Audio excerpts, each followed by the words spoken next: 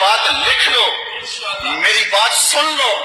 یہ حکمران سمجھتے ہیں کہ ہم نے غازی کو پھانسی لگا لیا، تم انتظار کرو، عرض کا رب تمہارے ساتھ کرنے والا کیا ہے، تمہارے ساتھ اب سلوک کیا ہوگا۔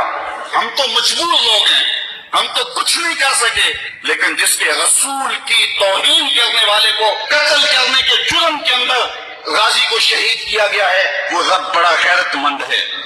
اور تم انتظار کرو، عرش کا رحمان تمہارے ساتھ اب کرتا کیا ہے۔ تم کہتے ہو علماء کو جیلوں میں ڈال دو جیلوں میں، اب باقی بچا کیا ہے، اب باقی رہ کیا گیا ہے۔ اب تم انتظار کرو کہ تمہارے ساتھ رب کرتا کیا ہے اور تمہارے ساتھ حال کیا ہوتا ہے۔ تم رسوائی اور ذلت کے اس مقام پہ پہنچو گے، عبرت کا نشان بنو گے کہ دنیا دیکھے گی، اور تم رسوا ذلیل ہو جاؤ گے۔ اور غازی کل بھی زندہ تھا، غازی آج بھی زندہ ہے، اور اس کا نام بھی باقی ہے، اس کا پیغام بھی باقی ہے۔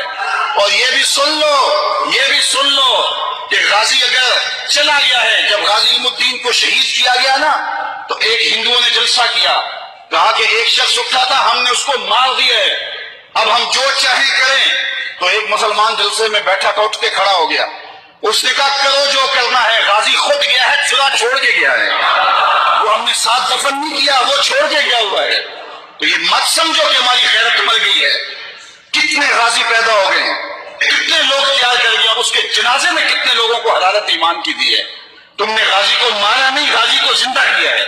اگر تم چھوڑ دیتے تو شاید تحریک کمزور ہو جاتی، لیکن تم نے قتل کر کے اس تحریک کو مضبوط کر دیا ہے، تم نے اس کو پانی دیا ہے، اب یہ تنا ہوا درخت بنے گا۔